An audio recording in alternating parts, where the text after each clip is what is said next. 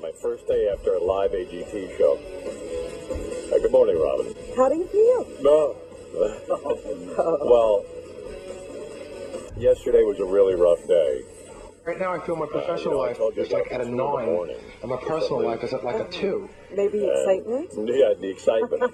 You know how exciting all of this Yeah, like a kid before Christmas? So, you know what, I just generally tend to get up a couple hours. I sleep for a few hours, I get up, and then I usually go back to bed, but I can't. Because we have a job.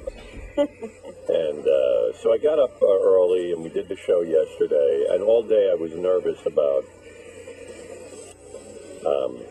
just nervous about, oh, am I going to be awake enough to do the show last night? It's a live show, 8 to 10, and 8 to 10, and 8 to 10, and then I won't get home till 11, I'll never fall asleep. Blah, blah, Isn't blah. that the worst? Here you are, Yeah. you need the sleep for the show. Right. And now your anxiety about the show is keeping you awake. Yeah, it's so weird because after we did our show, I went back to my office to quote-unquote work, where I sleep. Right. And I slept for 15 minutes. And then we had a show meeting, staff meeting, and I was in on that. But,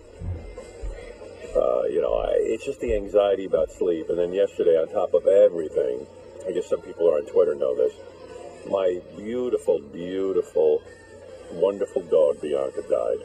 Yeah, I heard that. And I didn't know if you were going to bring it up. Well, I don't want to because I will start to cry, and I don't want to cry in the air because you guys are so fucking brutal. Not you, but, I mean, even you. But Yeah, we might give you a day. yeah. I just know the tape will be played over and over again, so I'm being a hard ass, but I'll tell you the story. Beth called me. I just finished going back to my office trying to sleep because I knew I had a long day. And I came out, and we had a staff meeting, like I said, where we get together on a Tuesday and kick around some ideas, which, by the way, we have such a great idea for this radio show that I can't wait to tell you about it. But Something good came out of it. a bunch of good things. It always does, but this was particularly good. I can't wait for this. And anyway, so I come out and Ronnie goes, Beth is texting me. She wants you to call, not to worry, she said, but it's kind of an important call. So I called Beth, and she is hysterically crying. And I go, what's going on? I got nervous right away, and she said, I couldn't even understand what she was saying. I mean, that's how upset she is. And you got to understand something. I mean, we love our dog so much. And I know... Explain that to real people who have pets they love, who have accepted them into their life like their family. Yeah, I know, but, I admit I used to be the guy who goes, oh, people who love their dogs are a bunch of assholes, and, they got to they're not people, and all. I know I've said that. I remember when Nancy, Timmy. Jackie's girlfriend, their Timmy wandered away or died or something, and she had to go to a support group, and we really...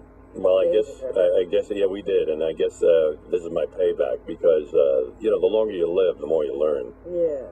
And when I was a young man, I said a lot of things on the radio. I didn't know what the fuck I was talking about because I hadn't lived long enough to really comment on anything. And I even had cats at the time, and I was like, right. What if they die? Right. Well, look, you live and learn, but anyway, so Beth called me up. I called Beth, and what's going on? And finally, she just said, Bianca threw up a couple of times. It was really kind of violent. I said, what was going on? But I took her outside to pee. We brought her in. She laid down, and then she started to throw up. I said, you better go call the vet. She called the vet. The vet said it could subside sometimes when, they're just out in the sun, even just for a short while, maybe something's going, but Bianca's old, and, she was 10 and a half. Everything's changing to For a bulldog to be 10 and a half, it's a miracle you're alive. Most of them don't live that long. And we knew we were on borrowed time with Bianca because she was on so much pain medication for arthritis. But, basically, she was doing really well. We took her to the vet every couple of weeks. I mean, no one took better care of this dog than Beth did. You know what I mean? Mm-hmm. I'm okay. Beth's amazing. And,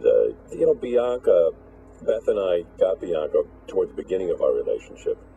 We weren't even living together yet. And we don't have children of our own. I, of course, have kids, but, Beth and I don't have a child. And Bianca is sort of our child. Anybody who knows us as a couple, personally knows that we just dote on Bianca. Bianca's everything. She's she's our fun, you know, she's our life. And, well, here I go. So,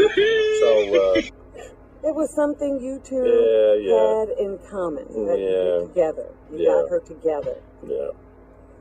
So, I don't even want to talk about it because I will cry. And I don't want to cry on the air. Right. I lost my lover. Okay. And I lost my best friend. So, Beth says to me, you know, the dog's throwing up. So I said, okay, quick, call the doctor. Calls the doctor. Doctor said, wait 15 minutes. You know, let's just, I think she probably won't throw up. And then I called Beth back and she said, yeah, you know, Bianca stopped throwing up. Who knows what the hell it was, but just watching her. Get that poison out of your system, Raven. We said, when the time comes that Bianca dies, and we've been discussing it a lot, like, oh my God, neither one of us could take her over to a vet and have her, you know, euthanized. It would just be brutal because we love that dog. You stupid and so, you know, the fact that Bianca was home when all this happened is a good thing because that's the way we'd want it. So she didn't get... Well, so what happened was 15 minutes later, Beth texts me again and goes, and I was in the hall talking to Medicated Pete of all people. I was just hearing about his toupee. Speaking of pets.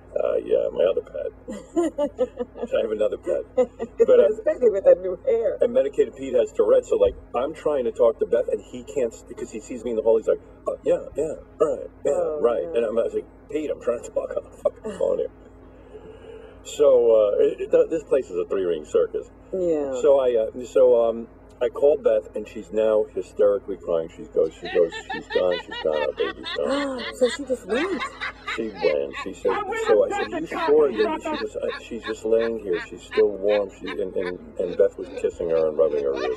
She said, you know. Well, I don't even want to go into this, but Bianca loved to have her ears rubbed. I had made a vow about, I don't know, a couple of months ago because Bianca's health was declining. I said, you know, for as long as I've got my good girl with me, every morning I'm going to spend 15 minutes, half hour, whatever it is, just rubbing her belly and doing what she likes to do.